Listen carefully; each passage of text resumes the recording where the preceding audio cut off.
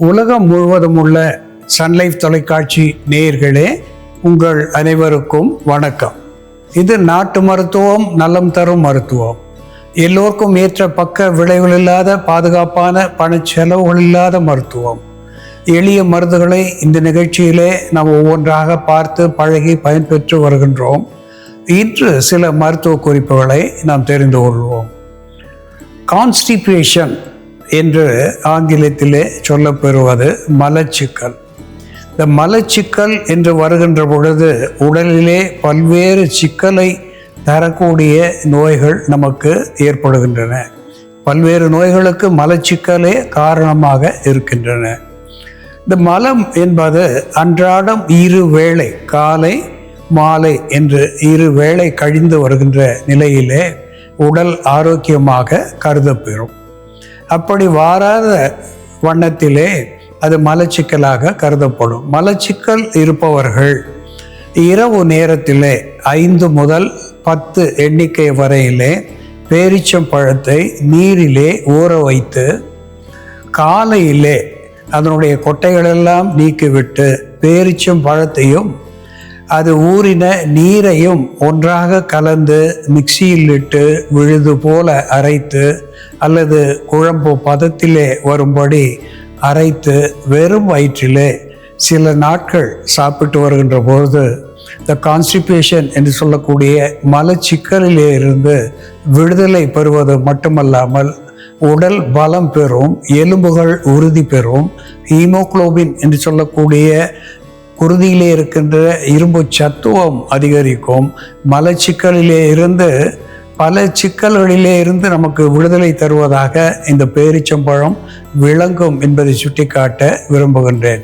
அன்பான நேயர்களே, லுகேரியா என்று ஆங்கிலத்திலே சொல்லப்பெறுவது பெண்களுடைய வெள்ளைப்போக்கு.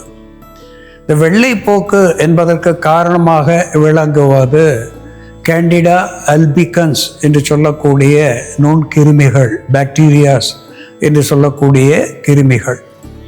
இவை சிறுநீரகத்திலே பாதிப்பை ஏற்படுத்தக்கூடியதாக விளங்குகிறது.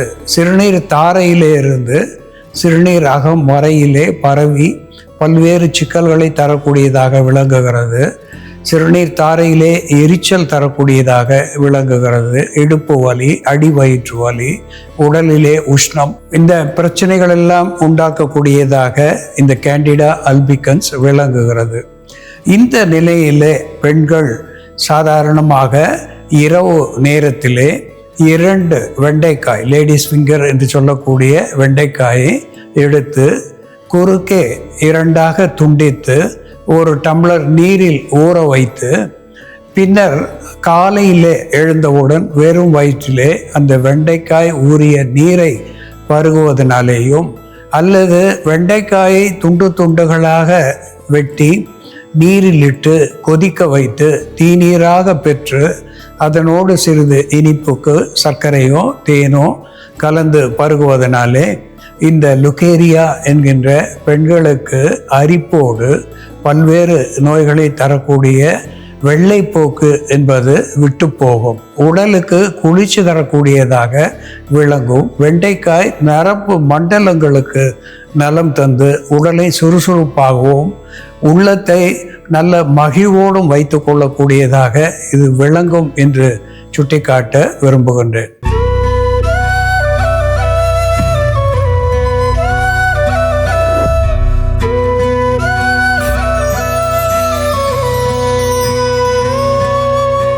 அன்பான நேயர்களே, சாதாரணமாக வாதம், பித்தம், சிலேத்துமம் என்று சொல்லக்கூடிய முத்தோஷங்கள் அதிகரிக்கின்ற பொழுது ஒன்று மிகினும் நோய் செய்யக்கூடியதாக நம் முன்னோர்கள் சொல்லியிருக்கிறார்கள். வாதம் மிகுகின்ற பொழுது உடல் வலி, துரிதமான செயல்பாடுகள், அனிச்சை செயல்கள் இவைகளெல்லாம் ஏற்படுகிறது.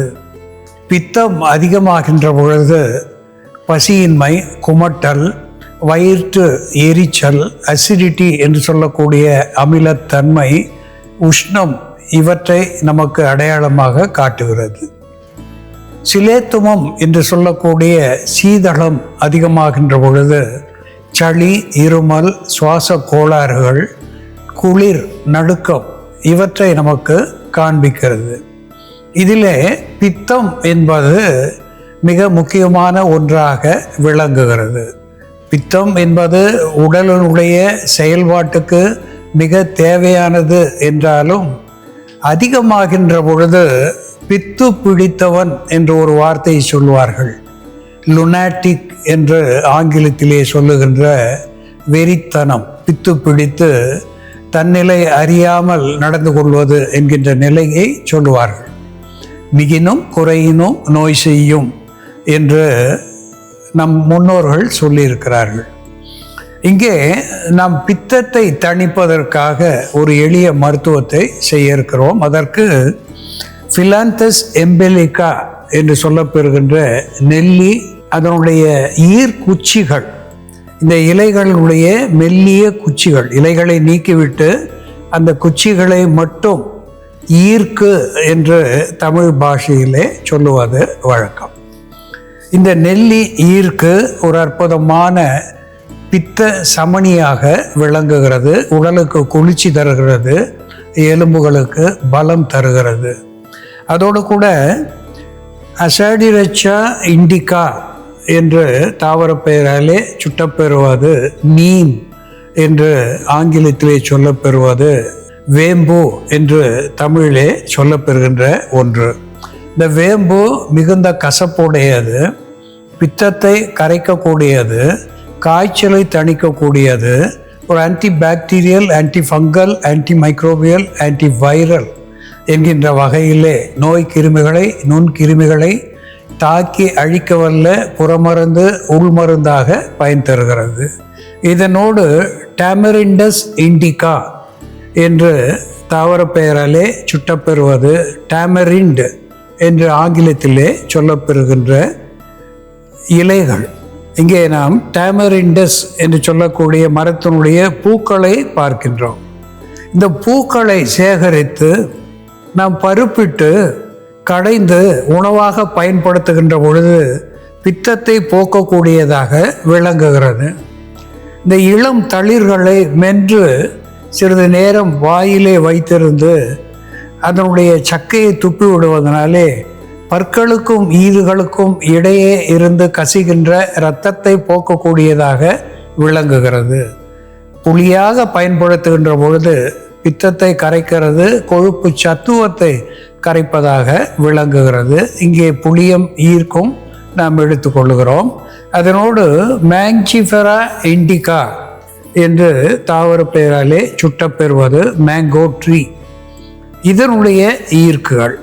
இதுவும் துவர்ப்பு தன்மையுடையது, அஸ்ட்ரிஞ்சன்ட் என்று சொல்லக்கூடிய வற்றச் செய்யும் தன்மையுடையது. இந்த 4 ஈர்க்குகளும் சேர்ந்து எப்படி மருந்தாகிறது என்ற செயல்முறையிலே பார்ப்போம், வாருங்கள். நேயர்களே, நாம இன்னைக்கு மா ஈர்க்கு, புளியம் ஈர்க்கு, வேப்பம் ஈர்க்கு மற்றும் நெல்லி ஈர்க்க பயன்படுத்தி பித்தத்தினால் உண்டாகக்கூடிய நோய்கள், அதற்கான அறிகுறிகளை எப்படி சரி செய்வது அப்படின்னு பார்க்கலாம். இதற்கு தேவையான பொருட்கள்: மாவிலையின் ஈர்க்கு, புளிய இலை ஈர்க்கு, வேப்பம் ஈர்க்கு, சிறுநெல்லி ஈர்க்கு. நம்ம இந்த 4 இலைகளோட ஈர்க்கு மட்டும் தனியாக எடுத்து வச்சிருக்கோம். நம்ம இந்த இலைகளை உருவிட்டு, புளிய இலை எடுத்தோம்னா இந்த இலைகளை உருவிட்டு இந்த மாதிரி நடுப்பகுதியில் வர இந்த குச்சி மாதிரி இருக்கிறத தான் நம்ம ஈர்க்குன்னு சொல்லுவோம். இந்த ஈர்க்கை மட்டும் நம்ம கலெக்ட் பண்ணி இங்கே வச்சுருக்கோம்.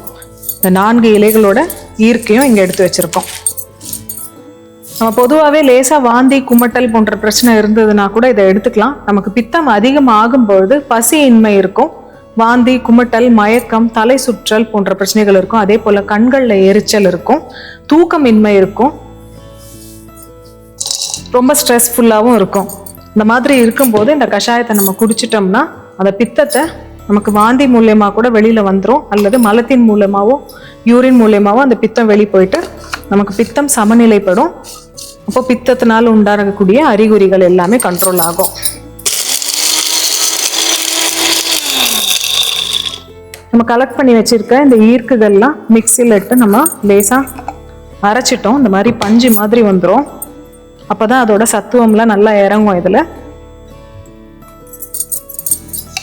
இப்போ இந்த கஷாயத்துக்கு தேவையான அளவு நீர் விட்டு கொதிக்க வச்சிடலாம். நமக்கு பித்தம் அதிகமாகும் பொழுது உடல் சூடு அதிகமாகும். சில நேரங்களில் சிறுநீர் அதிகப்படியான மஞ்சளாகவும் வெளியேறும். அப்படி இருக்கும்போது அந்த மருந்தை எடுத்துக்கலாம். நம்ம தூக்கமின்மையினால ஏற்படக்கூடிய உடல் சோர்வும் அந்த மருந்தை எடுக்கும்போது சரியாகும். பசியின்மையும் போக்கக்கூடிய மருந்தா இருக்கும். காஃபி டீ அதிகமாக குடிக்கிறவங்களுக்கு பார்த்தோம்னா பித்தம் ஜென்ரலாகவே கொஞ்சம் அதிகமாக இருக்கும். அதே போல் சாக்லேட்ஸ் போன்ற பித்தத்தை அதிகரிக்கக்கூடிய உணவுப் பொருட்கள், எண்ணெய் பதார்த்தங்கள் இதெல்லாம் சாப்பிடும்போது பித்தம் அதிகமாகும். அப்படி இருக்கிறவங்க வாரத்துக்கு ஒரு நாள் பித்த சமனியா இந்த கஷாயத்தை எடுத்துக்கலாம். இதை ஒரு தடுப்பு மருந்தாகவும் நம்ம பயன்படுத்தலாம். நமக்கு பிரச்சனைகள் வர்றதுக்கு முன்னாடியே இந்த மருந்தை வாரத்துக்கு ஒரு முறை நம்ம எடுத்துட்டு வந்தோம்னா பித்தத்தை சமநிலைப்படுத்தக்கூடிய ஒரு தடுப்பு மருந்தா இது இருக்கும். அதிக அளவு மருந்து மாத்திரைகள் சாப்பிடுபவர்கள், மது அருந்துபவர்கள், இவர்கள் எல்லாருக்குமே பித்தம் மிக அதிகமா இருக்கும்.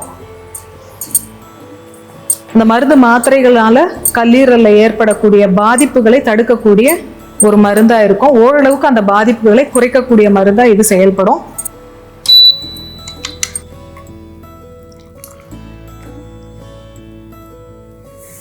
வேப்பம் ஈர்க்கு, நெல்லி ஈர்க்கு, மா ஈர்க்கு மற்றும் புளியம் ஈர்க்கு சேர்ந்த இந்த கஷாயத்தை வாரம் ஒரு முறை நம்ம சாப்பிட்டுட்டு வரும்பொழுது இது ஒரு பித்த சமனியா செயல்பட்டு பித்தத்தினால் உண்டாகக்கூடிய உடல் சூட்டை தணிக்கக்கூடிய மருந்தாவும், வாந்தி குமட்டல் போன்ற பிரச்சனைகளை சரி செய்யக்கூடிய மருந்தாவும் செயல்படும்.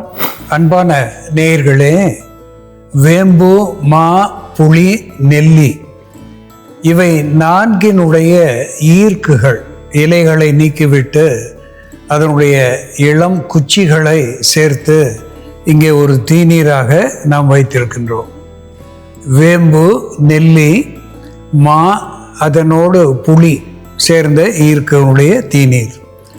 இது நௌசியா என்று சொல்லக்கூடிய குமட்டல், வாமிட்டிங் என்று சொல்லக்கூடிய வாந்தி, ஃபெட்டீக் என்று சொல்லக்கூடிய மயக்கம், அது மட்டும் அல்லாமல் லாஸ் ஆஃப் அப்பிடைட் என்று சொல்லக்கூடிய பசியின்மை, இன்டைஜஷன் என்று சொல்லக்கூடிய செரிமானம் இன்மை, இவற்றையெல்லாம் போக்குவது மட்டுமல்லாமல் இதயத்துக்கு பலம் தரக்கூடிய வகையிலே குருதி ஓட்டத்தை சரி செய்து இந்த பல்பிட்டேஷன் என்று சொல்லக்கூடிய இதய துடிப்பை, இதய நாளங்களின் துடிப்பை சரியான வகையிலே வைத்திருக்கக்கூடிய ஒன்றாக இந்த தீநீர் விளங்குகிறது.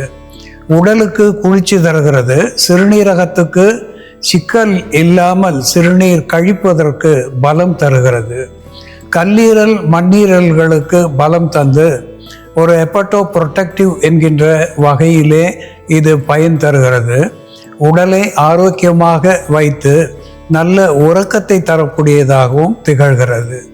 அன்பான நேயர்களே, இந்த நெல்லி ஈர்க்கு, மா ஈர்க்கு, வேம்பு ஈர்க்கு, புளி ஈர்க்கு என்று நாம் தெருவிலே கொட்டக்கூடிய, குப்பையிலே கொட்டக்கூடிய இந்த ஈர்க்கிலே இவ்வளவு மருத்துவ குணம் இருக்கிறது. குறிப்பாக பித்த சமனியாக விளங்குகிறது என்று நாம் பார்த்து தெரிந்து கொண்டோம். இதுபோல வேறு ஒரு மருத்துவ குறிப்போடு நாம் மீண்டும் சந்திப்போம். நன்றி, வணக்கம்.